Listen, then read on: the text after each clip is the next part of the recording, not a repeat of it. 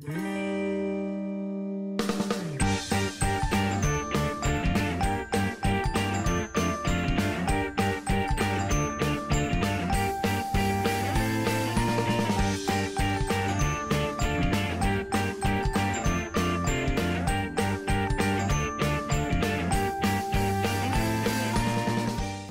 pagaizo, bueno, bideo honetan urrengo limitea ebatziko dugu. Daukagu limite isa infinitora doanean, isa karratu ken isa, bale.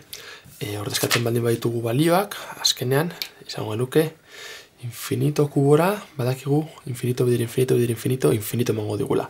Ken, infinito. Beraz, ikusten duguna da, kasunetan daukagula, infinito minus infinito. Eta, jakin barko zenukete, horrelakoetara heltzen garenean, zaten dugu daukagula indeterminazio. Indeterminazio mota ezberdina daude, eta egitako bat hau da. Beraz, gaude, honen moduko indeterminazio baten aurrean. Zer egin behar da? Beti normalean, egin behar dena da ikusi zein den infinitorik handiena. Azkenean, ni hemen agonea, bale? Ze izango da handiagoa? Infinito edo infinito, bider infinito. Bizenbakiak oso handia dira, infinituki handiak. Baina, argi izan behar duzuna da, baudela infinito batzuk beste batzuk baina handiago direnak. Hau da, ni argi ikusi behar dudana da, infinito ber iru izango dela handiagoa infinito baino. Eta hori argi baldin badaukat limite hauek ebasteaz dira horren zaiak. Azkenean, ni ordezkatzerakoan geratu behar naiz infinitorik handienarekin. Beraz, hau ken isa, honen emaitza izango zen, infinito oso handi bat, ken infinito txikiago bat, honek agintzen duenez, honek daukanez indar gehiago, emaitza izango da, plus infinito. Infinito positiboak, indar gehiago daukarako, positibo negatiboak baino. Baina gertatu daitezke bestelakoak, adibidez. Ni limite hori izan beharrean daukan limitea, hau baldin bada, vale? Isa karratuken isa berbost, lehenik eta behin konprobatuko dugu baita ere daukagula, honen moduko indeterminazio bat oso erraza dena, azkenean daukagu infinito karratura izango dena infinito, eta infinito berbost izango dena infinito. Bataken bestea, berriz ere heltzen gara, infinito minus infinito bezalako indeterminazio batera. Eta, horrelako indeterminazioetan beti, pentsatu behar duzuna da, ze gaik daukan indar gehien, ze gai dauka orden altuago bat. Orden altuago bat esan nahi du bere berretzailea, hemen agertzen den zenbakia, kasunetan bi dena eta hemen bosta, zine daukan altuago. Kasunetan ikusten dugu, isa berbost honek daukala indar gehiago. Orden altuago bat. Beraz, kasu honetan, idazten baldin badugu, limite. Banatuko dugu, argi ikusteko direla limite ezberdinak, hau izan da limite bat, hemen ari gara beste limite bat egiten, isa infinitora doanean, eta kasunetan daukagu, isa karratuken isa berbost. Aurrekoan esan dugu indar gehiago zeukala isakuok, isa baino. Kasunetan isa berboste daukanez indar gehiago, hemen geratuko izaiguna ez da infinito positiboa, baizik eta negatiboa. Hemen daukagulako negatiboa. Beraz, emaitza izango da, minus infinito. Vale? Bi kasu hauekin ikusten dugu oso erraz, noiz interminazio honetan argi eta garbi ikusten direlako, zenbakiak bakarrik konparatu behar ditugolako, plus infinito edo minus infinito bezalako emaitzak lortu alditugola. Vale? Hauek dira indeterminazio hauek ebasteko modurik errazena. Pizkatxo bat bakarrik komplikatzen baldin badugu, vale? Horrelakoetan, ze askotan agertuko zaizkigu erroak, bai kubikoak, karratuak edo nolakoak, horietan, lehenik eta behin beti, konprobatu behar dugu, mota honetako indeterminazio baten aurrean gaudela, horretarako egingo duguna da alde batetik. Infinito karratura egin dugu, badakigu daukagula infinito. Vale, ni baldin badaukat, infinito bersazpi, badakit dela infinito, barruko egin dut bakarrik. Eta orain daukat, erro, kubo, infinito. Berdin zait, erroa nolakoa den. Beti, erro infinito, baldin bada, imaginatu, exagerazio bat bezala, baldin badaukat, erro mila infinito, honen emaitza baita da izango da infinito delako zenbaki oso handi bat eta milarekin konparatuta asko zer handiago da. Beraz, berdin zaigu zenolako erroa daukagun beti, infinito baldin badaukagu barruan, emaitza infinito izango den. Beraz, honekin esaten dizudana daukagula infinito menos infinito bezalako indeterminazio bat. Konprobatu dugu horrelako indeterminazio bat daukagula.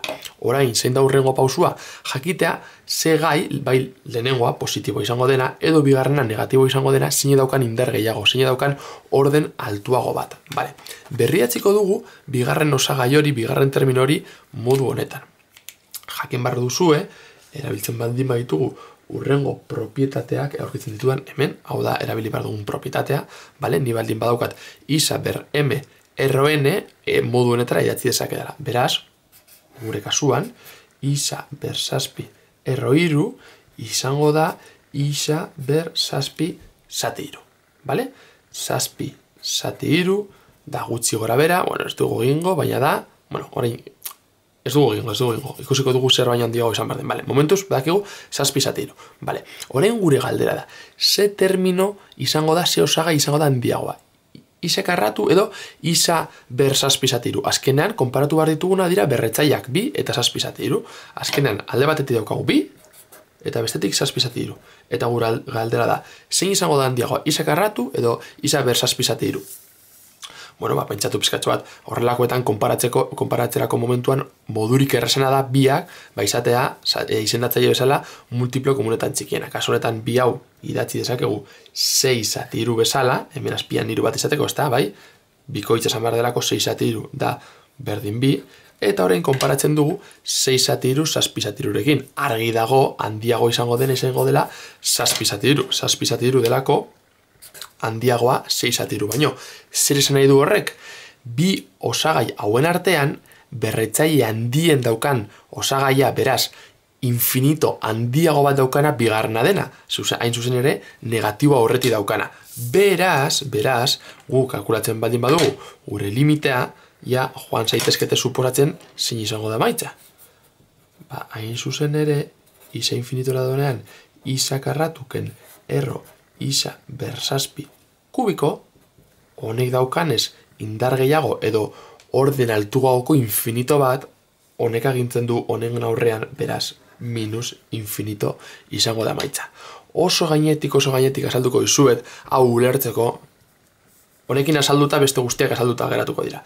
Ni limite hau moldatu dezaket horrela. Idazten dut limite, isa infinitora doanean, eta orain ateratzen dut faktore komun, bueno, ez dut faktore komun aterako parkatu, aterako dut berretzaile handiena duen osagaia kanpora. Eta jarriko dut biderkatzen bi terminoekin berdin esateko. Ni ateratzen baldin baut kanpora, hemen geratu behar zagaiti bat, bat bider isa berriru izango da. Ken, zerekin biderkatu behar dut isa izateko, pentsatzen baldin bauzu pizkatxo bat, izango da bat zati sakarratu. Zergaitik, bat zati sakarratu bider isakubo egiterakoan, bale?